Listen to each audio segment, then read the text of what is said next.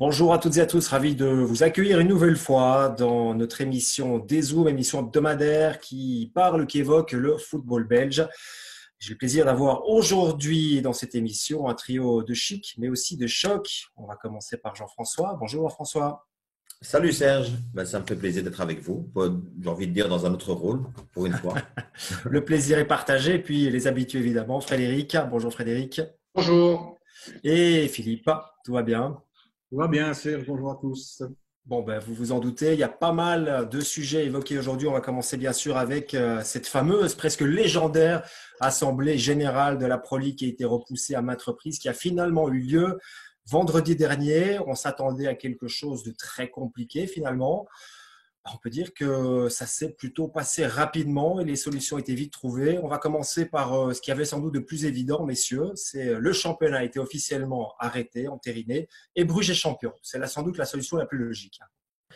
Oui, c'était logique, c'était attendu en tout cas que Bruges soit champion. Et j'ai entendu souvent dire Bruges est champion, c'était mérité. C'est vrai que c'est pas immérité. Après, la logique, c'est que si on a mis des playoffs en place, c'est quand même parce qu'on voulait à un moment donné remettre du suspense. Donc on ne sait jamais ce qui aurait pu arriver. On ne le saura jamais d'ailleurs. Bon, ben, ça fait quand même 2 titres d'affilée pour Philippe Clément. Même si c'est un titre qui n'a pas le même goût cette saison, ça reste quand même une très très bonne performance. Ouais, à Bruges, avec plus ou moins les mêmes éléments, il y a d'autres qui ont été champions avant lui. Ce qu'il a fait avec Genk, c'est assez remarquable. Quitter un club avec lequel il est champion, qu'il allait disputer la Ligue des Champions, c'est autre chose. Comme approche, je vais dire philosophique. Mais c'est sûr que c'est quelqu'un qui a un impact sur son groupe. Voilà, parce que dès qu'il y a eu un petit souci, il a très vite réglé, malgré que c'était une vedette. Je parle de ce penalty pour Paris Saint-Germain. Ça a complètement renforcé encore un peu plus ce collectif qui n'en avait pas besoin. Et moi, je dirais, c'est vrai il y avait une telle avance que c'est mérité. Cela dit, si on avait joué à huis clos, on sait bien que Bruges à domicile est invincible. C'est sur 10 matchs les playoffs. On sait bien qu'il y en aura 5 qui vont gagner parce que ça influence l'adversaire, l'arbitre et tout ça. Je pense que la seule chance de ces adversaires, c'était justement que ce ne soient pas des conditions normales, c'est-à-dire avec le public. Donc, c'était 5 matchs où l'adversaire avait de nouveau une chance à Bruges parce que c'est à huis clos. On connaît l'influence de ce public.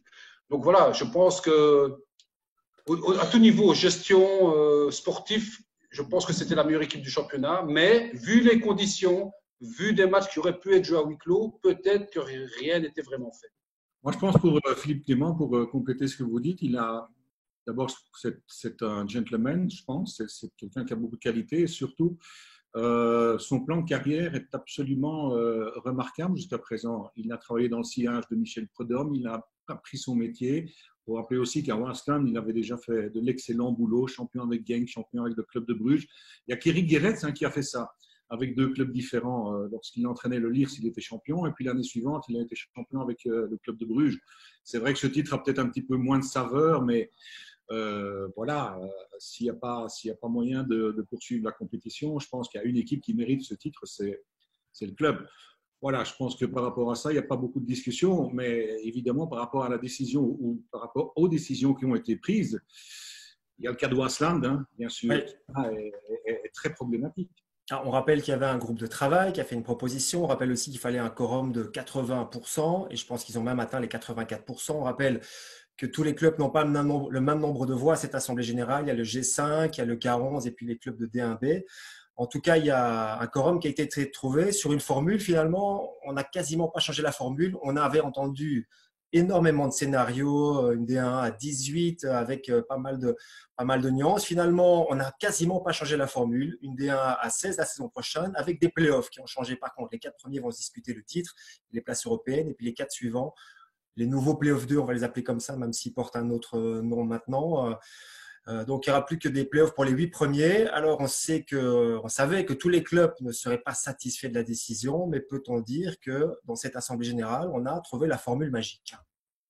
Il n'y a pas de formule magique. La formule magique, c'est la formule qui satisfait tout le monde et ce n'est pas le cas. C'est un consensus, un compromis.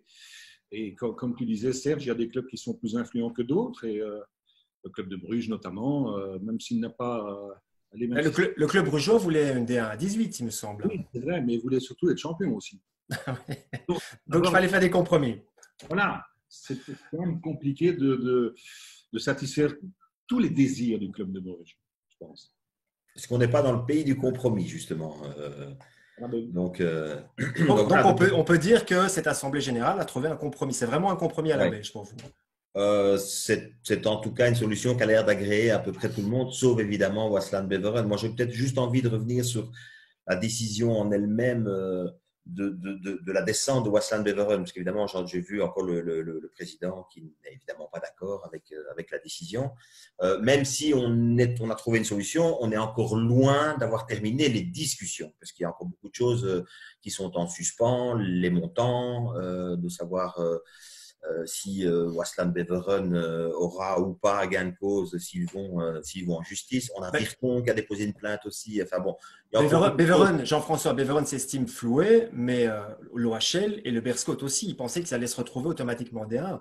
Maintenant, il faut aller chercher une date pour un match et ça paraît tellement compliqué. Non, ça paraît super compliqué. Ce que j'ai envie de dire tout d'abord, c'est que je trouvais en tout cas que l'intervention qui avait été faite d'ailleurs dans la presse par Bruno Venazzi, quand il a dit à un moment donné, mais si on fige le championnat et qu'on décerne le titre de champion, alors il faut être logique et conséquent et il faut désigner aussi le descendant. Et ça, je pense que c'est une logique qui a été suivie.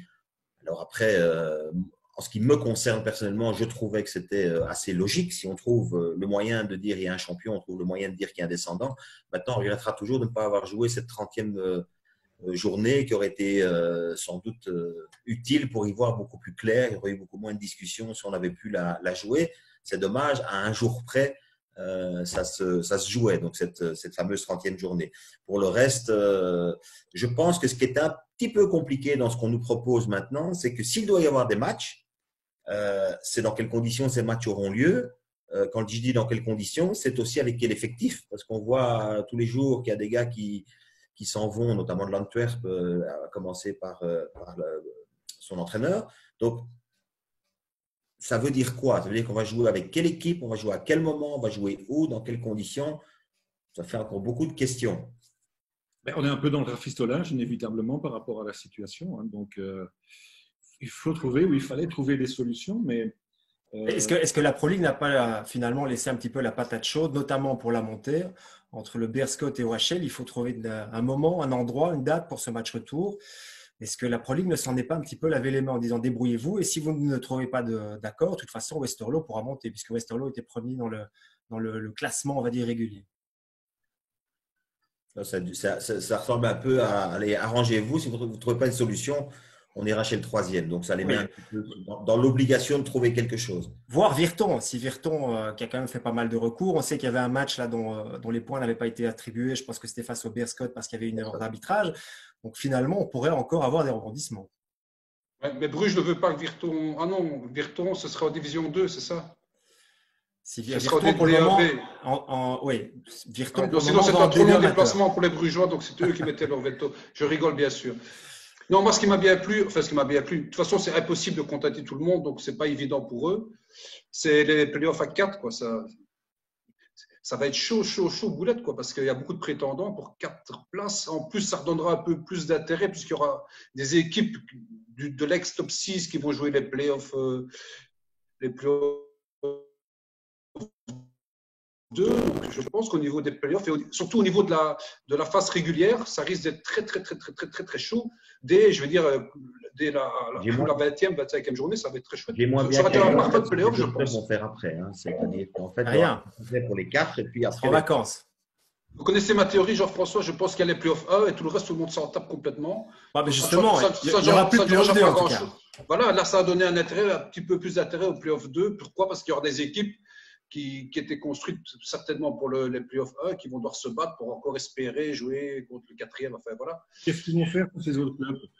Qu'est-ce qu'ils vont faire une fois que la compétition régulière sera terminée? Mais tout le monde s'en fout puisque les gros, ils ont eu ce qu'ils voulaient, quoi. Voilà. Je veux dire, ils se taisent et ils sont bien contents de participer. C'est l'impression qu'on a. Voilà, c'est l'impression qu'on a. On se met en lockdown. Ouais, voilà. Ils vont faire des contrats spéciaux, des contrats 8 mois, je ne sais pas. Mais… La saison régulière se terminera un peu plus tard aussi. Je crois que ce sera mi-avril. Serge, il y a un truc quand même, c'est que pour les matchs qui devraient se jouer, je pense à l'Antwerp, mais je pense évidemment à ce match pour la montée. J'ai vu qu'on ferait une exception pour que ce soit les effectifs de l'année prochaine qui permettent de jouer ce match. Ce qui est logique par rapport notamment au contrat, etc. Mais ce qui est quand même assez étonnant, c'est-à-dire qu'en fait, on a l'idée de se dire une équipe pourrait se renforcer pour jouer un match. Et puis après, peut-être devoir descendre avec cette même équipe et peut-être galérer alors en division 1B. Donc, c'est quand même… Voilà, je pense que pour la finale de la Coupe, ça peut encore s'imaginer. Ce serait presque une super coupe, mais on dirait que ce serait la Coupe de Belgique. Par contre, pour une équipe qui ne saura pas début août si elle va jouer en D1 ou D1B, c'est évidemment deux gestions différentes, deux budgets différents. Et ça paraît vraiment très compliqué pour l'OHL et pour le Beerschot. Ouais. Alors, une petite question, messieurs.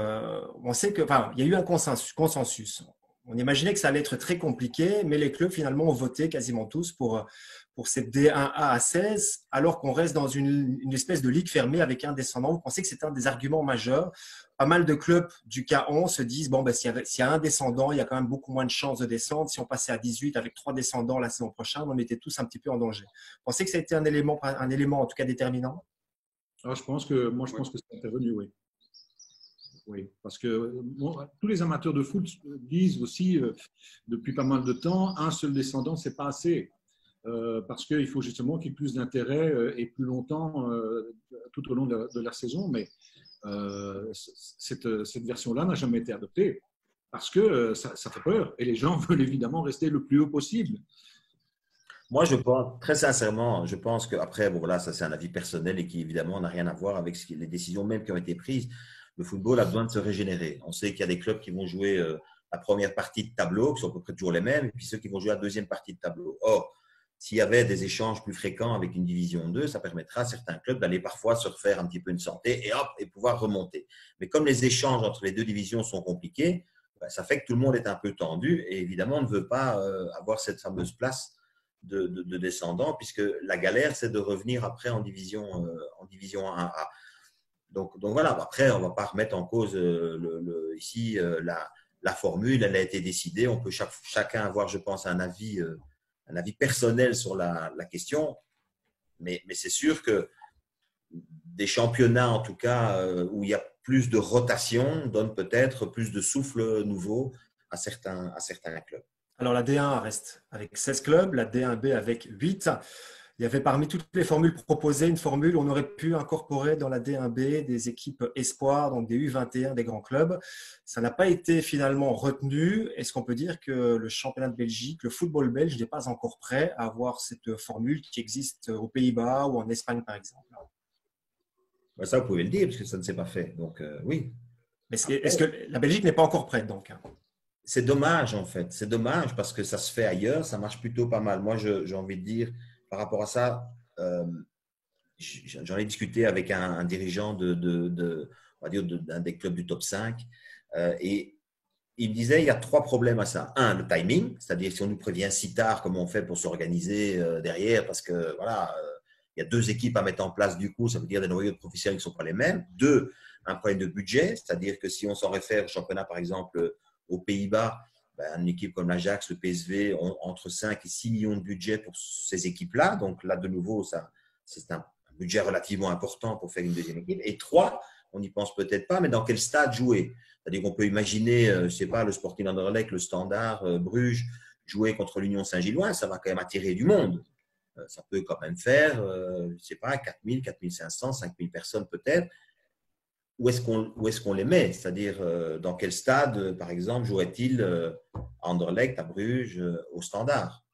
C'est une des questions qu'il fallait pouvoir anticiper. Or, ici, comme la question se pose vraiment en dernière minute, ça devient compliqué de mettre ça en place. Moi, je pense que la formule, effectivement, elle est séduisante, mais il faut parvenir à la mettre en place, ce qui n'est pas évident pour les raisons que Jean-François vient d'évoquer. Mais je pense aussi au niveau des noyaux, je pense que le budget des clubs va quand même diminuer quand même de manière assez importante. Je prends l'exemple d'un club comme le Standard, par exemple, qui est en difficulté financière, qui pourrait, pourquoi pas, même si ce n'est pas encore fait, disputer 3 compétitions et qui va devoir mettre en place 2 équipes performantes. Je pense que les jeunes vont être, par exemple, en D1A, mais comment faire une deuxième équipe quand même consistante pour jouer en D1B? Ce n'est pas aussi évident que cela. Hein. Ou alors, il faut jouer avec des très, très jeunes, peut-être. Effectivement. Et puis, c'est quelque chose qui doit se préparer. Frédéric. Non, moi, ça aurait été chouette pour les jeunes de rencontrer des adultes un peu plus tôt. Mais, mais sinon, Philippe parlait des noyaux et tout ça. En 3 compétitions, je veux dire, ça fait 100 ans je sais pas, 50, 60 ans qu'on joue 3 compétitions. La Coupe de Belgique, le championnat, et pour les plus chanceux, la Coupe d'Europe. Et on avait des noyaux de 22, 25 maximum. Et voilà, et on s'en sortait très bien. Je pense que le football a évolué. C'est un marché global, mondial, où c'est aussi important de se faire de l'argent sur les joueurs que de les faire jouer. Donc voilà. Moi, vous voyez ce que je veux dire? Moi, ce problème m'exaspère en très haut point. Il faut, parce que 35, notamment la Belgique, vous savez que la Belgique est un des pays où on utilise le plus de joueurs par noyau, par équipe sur le long du championnat. Je crois qu'elle est 3e au monde, un truc comme ça, compte tenu de 11 millions d'habitants. Donc voilà, je pense qu'il voilà, il faut se faire une raison. Voilà, il faut 30, 35. Pourquoi? Parce que c'est du pognon, c'est des transferts et voilà quoi. Mais je pense qu'il y a moyen de tenir une saison. C'est vrai que le football va plus vite, mais n'oublions pas qu'en 20 ans ou 30 ans, la science a grandement évolué pour la récupération et tout ça. Donc voilà, on est complètement formaté. On a dit voilà, c'est comme ça. Il faut 30, 35 jours par noyau, sinon on n'a aucune chance de tenir une saison. Ben non, je dis non, absolument non, non et non. Même si le football va plus vite, la science a évolué, la nutrition a évolué, tout a évolué. Donc voilà, on pourrait s'en tirer avec 25. Non, je ne sais pas ce que vous en pensez, mais voilà, il faut vendre, acheter. Voilà. Des noyaux de 35, je pense que c'est fini. Hein, ça. Oui, bah, tant mieux. Les clubs ne seront plus capables de en plus, avec la crise, oui, ça risque d'être chaud, c'est sûr. Ouais, je pense effectivement que la crise va un petit peu modifier l'approche et le nombre de joueurs. Jean-François, vous voulez quelque chose? Pour revenir ici, la question était évidemment d'avoir une deuxième équipe comme ça se passe au Portugal, comme ça se passe aux Pays-Bas, comme ça se passe dans d'autres pays. Et je pense que l'apprentissage pour des jeunes joueurs serait très bien. On sait que tous les joueurs ne sont pas matures au même moment. Il y a des joueurs qui vont être matures à 18 ans, il y en a d'autres qui vont être matures à 23 ans.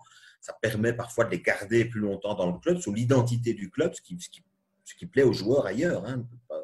Donc, ils aiment jouer en Division 2 pour le compte de Benfica, pour le compte de l'Ajax, pour le compte du PSV. Je pense qu'en Belgique, ça pourrait se faire aussi. J'entends parfois l'argument de dire qu'il ne serait pas suffisamment compétitif.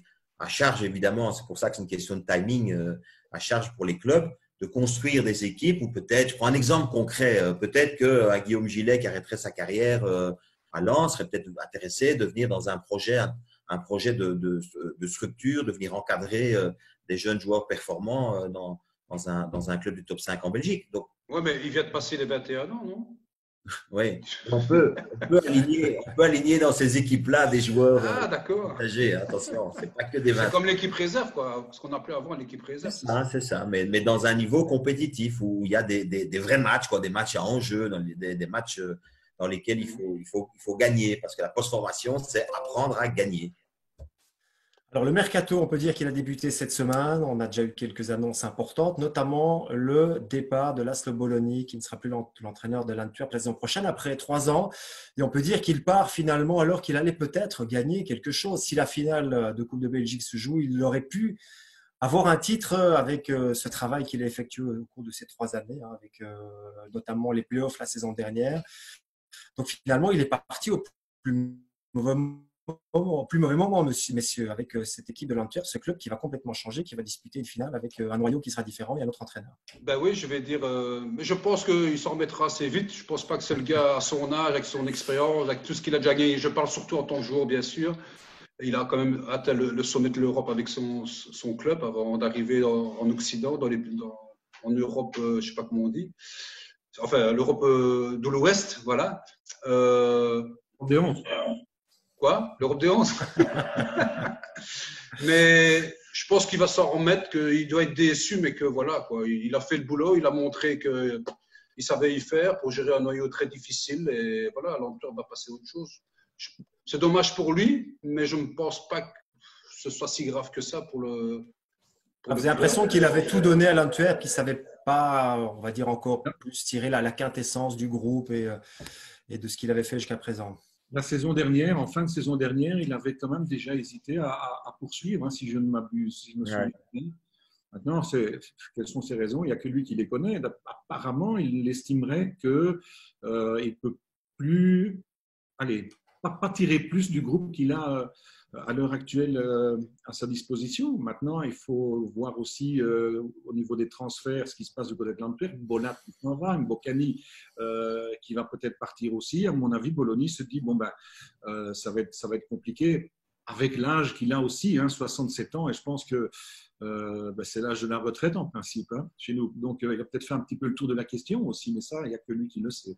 Peut-on dire que les interviews de Laszlo Bologna vont nous manquer? Oui. Oui, parce que c'était quelqu'un de spécial, c'était quelqu'un qui pouvait être très déplaisant, très cassant, mais en même temps, c'était tellement différent. On est tellement habitué à cette langue de bois, des réponses toutes faites, je veux dire quand même dans 70% des cas. Et lui, il n'avait rien à kicker d'être sympathique, d'être gentil avec les journalistes. Voilà, donc je pense que c'était très bien pour tout le monde, pour le téléspectateur, parce que c'était jamais neutre. C'était très bien pour le journaliste qui apprenait à être zen. Je crois qu'il y a beaucoup qui ont fait des stages de yoga la semaine qui précédait quand ils savaient qu'ils allaient interviewer Bologna. Mais ouais, c'était un personnage très déplaisant parfois, mais on apprenait toujours souvent quelque chose. Donc moi, il va me manquer. Un bon client. C'est comme ça que moi je le vois et j'ai le sentiment d'ailleurs que pas mal de…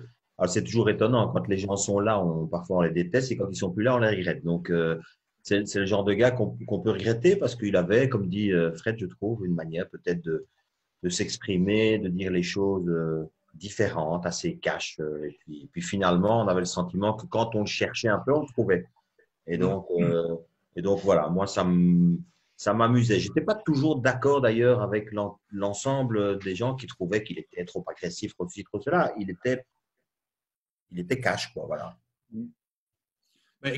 On va sans doute en parler dans un instant, Serge, mais si on n'a plus Bologna et si on n'a plus de Prud'homme dans la zone neutre, ça va quand même être beaucoup plus calme qu'avant. Déjà, ça dépend qui on nous met, Philippe. Bon. Non, mais Bologna, c'est vrai, c'est une personnalité quand même. Donc, et puis c'est un bon entraîneur. Donc, voilà, c'est dommage s'il quitte notre compétition, oui. Et donc Michel Prud'homme se pose des questions sur son avenir comme entraîneur au Standard. La décision devrait être prise début juin, mais si on annonce déjà ça comme ça, Michel Prud'homme se pose des questions sur son avenir. Est-ce que c'est déjà pas une partie de la réponse? On a l'impression que c'est une manière d'annoncer un petit peu son départ. Vrai ou faux?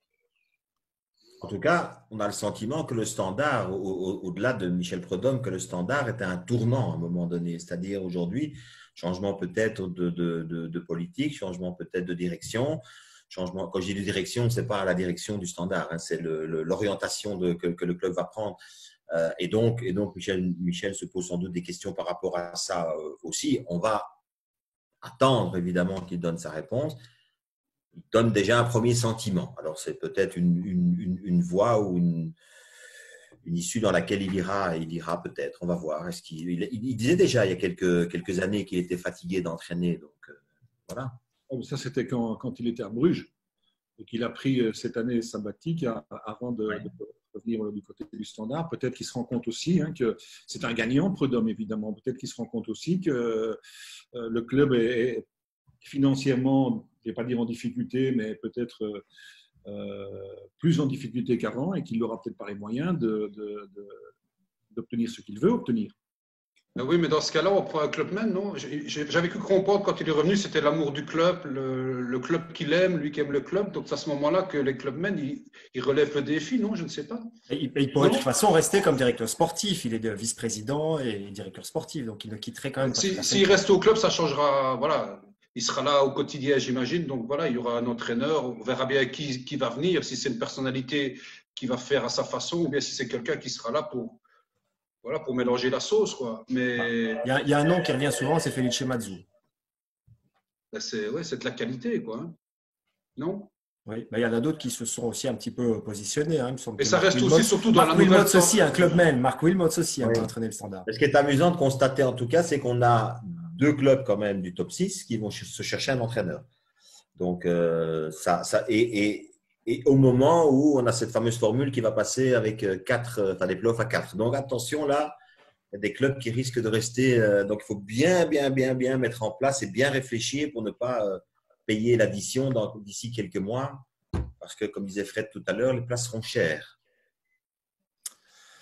Effectivement, effectivement. Alors, messieurs, je suppose que vous avez quand même suivi le redémarrage de la Bundesliga le week-end dernier. C'était particulier. Je pense que c'est vraiment un des termes qu'on peut utiliser. C'est vrai qu'il y a eu des matchs de football, mais sans spectateurs évidemment en huis clos, et avec des mesures qui étaient quand même impressionnantes. Je ne sais pas si vous avez cette impression. Moi, j'ai l'impression d'avoir été parfois dans un véritable film de science-fiction. On n'a pas l'habitude, hein, forcément. Il va peut-être falloir s'y habituer, mais l'impression que moi ça m'a donné, c'est que, c'est assez contradictoire, je dirais, ce que l'on a vécu ce week-end. Quand on voit les bancs avec des joueurs qui sont masqués, avec une distance sociale de 3 pièces, de trois sièges. Ça, c'est ridicule, hein, Philippe. Et puis qui montent sur le terrain et qui vont au duel et sans masque, sans rien. Et qui sont quand même dans un mur les uns à côté des autres. C'est ça qui était vraiment, le contraste était vraiment là. Les coups de coin, tout ça, à un moment donné, ça, je ne comprends pas. Alors, est-ce qu'il fallait jouer, est-ce qu'il ne faut pas jouer, chacun a son avis, mais ça me semblait quand même être un petit peu du show, ça. Oui, ça, je suis d'accord avec le terme show. Je trouve qu'à un moment donné, voilà, c'est se donner une bonne conscience, une bonne, voilà. Franchement, ce décalage entre le jeu et le banc, ça, je dois dire que là, je suis resté stupéfait, à peu près comme vous. Maintenant, j'ai envie de dire que sur le fait que ça reprenne, alors je sais bien que ce n'est pas l'idéal de jouer sans public. Ça dépend des raisons pour lesquelles peut-être on s'y retrouve dans l'amour qu'on a pour le football. Moi, je dois dire qu'à titre personnel, j'étais content de revoir du jeu. Évidemment, il y a une dimension publique qui manque, ça c'est sûr. On verra combien de temps ça va durer, etc. Mais en tout cas, je rejoins Philippe totalement sur cette incohérence et je trouve qu'il faudrait quand même aujourd'hui être cohérent et dire, voilà, j'avais lu d'ailleurs, c'était Marc Wilmots qui avait donné une interview qui disait, moi, si j'avais dû rejouer, j'aurais rejoué à 100%. Et je trouve qu'aujourd'hui, s'ils sont testés, s'ils ont le droit de jouer, allons-y à 100%. Arrêtons de… Est-ce qu'il n'y a pas aussi un décalage entre le foot qui reprend et la société allemande qui redémarre doucement, mais il y a encore évidemment aussi des victimes de ce coronavirus, donc ce n'était pas aussi une manière de se donner un petit peu bonne conscience en ayant ces masques. Un joueur qui était remplacé, qui sortait, devait mettre un masque, ce qui est quand même assez aberrant. Est-ce que c'était vraiment une manière de donner finalement bonne conscience et de faire bonne figure? Est-ce qu'il n'y a pas là le décalage? Mais moi, je crois que le décalage, il est avec les autres pays, justement. Je veux dire, en France, ils se sont servis du football pour envoyer un message clair. Le déconfinement, il faut être très prudent parce qu'ils se sont dit, si on laisse jouer au football tout de suite, les gens vont se dire, oh, ça va, ils jouent au football, on peut tout se permettre dans la rue et tout ça. Tandis qu'en Allemagne, on a l'impression que les dirigeants parlent à des adultes. En France ou en Belgique aussi, on peut le dire, on a l'impression qu'on parle à des enfants et qu'on doit toujours leur mettre la baguette. Attention, on ne peut pas faire ça, on ne peut pas faire ça. C'est une question de mentalité. Je veux dire, on savait bien qu'en Allemagne, et je suis d'accord avec Philippe et Jean-François, c'est complètement ridicule de voir les mecs à 3 mètres puis être à 2 cm sur un coup de coin. Je veux dire, c'est complètement ridicule. Mais on savait que si on autorisait à organiser le truc, ce serait fait vraiment dans les règles de l'art. Toutes les précautions seraient prises parce que c'est un vrai pays organisé, il y a de la rigueur et ça n'empêche pas du plaisir. Tandis que, voilà, je vous donne l'exemple de la France. Je suis sûr qu'ils se sont servis du foot pour ne pas que les gens croient que la crise était finie. Voilà. Donc, ils ont annulé le championnat. Et voilà. Donc, par contre, vous parlez de show. Moi, je dirais que c'était un show froid, hein, très froid, parce qu'il manquait quand même un gros argument pour le show, c'est-à-dire le spectateur. C'est le spectateur qui fait le show, qui fait, voilà. Et moi, ce que j'ai trouvé très bien, c'est qu'ils ont fait des mi-temps d'un quart d'heure. En tout cas, moi, je me suis endormi après un quart d'heure. Parce que voilà, ça manquait de saveur, forcément. Je rigole, bien sûr. On a vu je n'ai pas vraiment regardé, certes. Mais de ce que j'ai vu, on a encore vu du football. Voilà.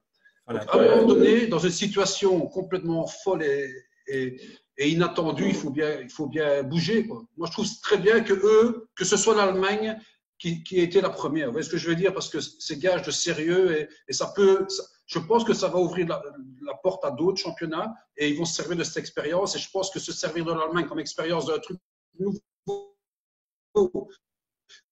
que personne ne connaît, je pense que c'est plutôt un gage de, entre guillemets, sécurité. Voilà. Mais il est évident que le football sans spectateur… Fred, je suis d'accord sur le plan de l'émotion. Après, quand on dit le football sans spectateur n'est pas du football, si, ça reste le même jeu. Après, c'est la dimension. C'est la dimension. Il faut quand même dire une chose, c'est que tous ces gars qui sont là, alors si on prend, évidemment, j'ai envie de dire, c'est le top du football. La plupart des gens, que ce soit pour leur plaisir ou que ce soit machin, jouent au football devant 0 personne. C'est parce que moi, je considère que le football, c'est d'abord et avant tout, avant la tactique, avant le physique et tout, de l'émotion. De l'émotion par rapport à soi-même, par rapport au public, par rapport à l'arbitre, par rapport à l'adversaire. Quand tu avais 15 ans, tu jouais au football, tu avais de l'émotion, tu jouais devant personne. Ah bon? Vous êtes déjà venu à Liège, les scolaires de Liège? Il y avait au moins 35 personnes. On a joué des matchs avec ton club, il n'y avait personne. Non, mais par exemple, quand je vous dis que ce n'est pas du football, le coefficient public-arbitre. Dortmund joue le derby chez lui, 85 000 d'habitude, 80 000, il n'y a personne. C'est une question que j'aimerais bien poser, moi. Les arbitres, est-ce qu'ils sont contents de ne pas avoir cette pression du public ou bien est-ce que ça leur manque aussi? Pour moi, c'est le football, l'émotion change complètement le déroulement d'un match. Domicile, déplacement, gros public, public chiant, public qui influence l'arbitre. Vous voyez ce que je veux dire? Évidemment que c'est du football. Évidemment que leurs qualités sont là. Évidemment qu'on voit plus de foot parce qu'il y a moins de contact. Je ne sais pas d'ailleurs. Ça aurait été intéressant d'avoir le bilan s'ils ont fait beaucoup moins de fautes parce qu'ils ne pouvaient pas se toucher, soit. Mais je pense que voilà, on a été habitué à un football comme on le connaît. Voilà, là, on est surpris. On s'y fait, on se tait parce qu'on ne peut pas faire autrement. Mais pour moi, il manquait quand même quelque chose. Pour conclure, on peut dire qu'on a récupéré le jeu, mais pas le spectacle. Voilà, c'est une bonne conclusion, ça, Serge. Ouais. Et ça va surtout être très particulier pour tous ces joueurs qui ont l'habitude de jouer dans des stades archi-comptes. C'est vrai que la majorité des footballeurs jouent dans des stades qui sont quasiment vides, c'est foot amateur, mais pour ces gars-là, d'ailleurs, ça se lit un petit peu sur leur visage, je pense, quand ils montent sur le terrain, de se dire, bien, c'est quand même assez… Oui, mais je suis d'accord, Philippe, mais c'est l'essence de ce qu'ils ont fait à peu près toute leur carrière pour arriver jusque-là. Donc, je suis d'accord avec toi. C'est pour ça que je dis que la majorité des gens qui jouent au foot jouent dans des conditions pareilles, mais pour eux qui sont habitués à ces ambiances extraordinaires qui te portent vraiment, c'est vrai que ça devait être étonnant. C'était un peu comme les matchs de préparation, en fait. Hein. Oui, par exemple. Oui.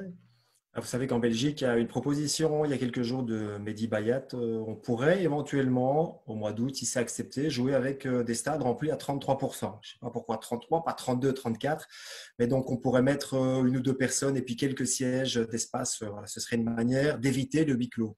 Donc, s'ils viennent à 4 de même famille, on les laisse ensemble ou pas? On les sépare. C'est par deux. Normalement, c'est deux ou trois maximum. Après, ce n'est qu'une idée. Je suppose que ça devrait encore être précisé.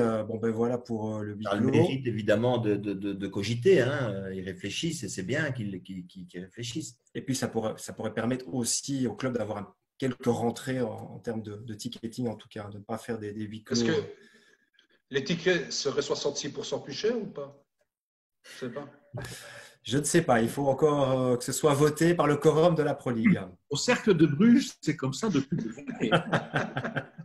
Alors, si on met 33% des 2-3 000 spectateurs qui à Bruges, effectivement, là, il y a de la place. Bon, ça, c'était pour ce chapitre-là. On va terminer quand même en demandant à l'un d'entre vous de se dénoncer, puisqu'il y a 30 ans, presque jour pour jour, un d'entre vous a gagné la Coupe de Belgique. Qu'il se dénonce maintenant. Frédéric, c'était donc vous. C'était mon club, en tout cas, le FC Liège. Parce que vous n'avez pas joué la finale, malheureusement. C'est le seul match que j'ai raté, opération d'une pubalgie. J'avais joué celle perdue en 87, je crois, contre Malines. Justement, évidemment. Ça commence, Serge. Regardez, même 30 ans plus tard. C'est une blessure qui m'a empêché de… Voilà. Vous avez quand même une anecdote. Vous avez participé à la fête, à la victoire, à l'euphorie. Une anecdote pour terminer. Tout ce que je peux vous dire, c'est qu'après cette finale, elle se jouait avant la fin du championnat. On n'a plus gagné un match au championnat parce qu'on n'est plus rentré chez nous pendant 3 semaines. Est-ce que vous n'étiez plus sobre pour jouer? Ouais, non, ça a été. On a mis 4 heures pour revenir de Bruxelles parce qu'arriver au stade, de la sortie de l'autoroute au stade, c'était que du monde, des milliers, on ne savait plus avancer. Donc, on a cassé le toit du car, on est monté tous sous le car.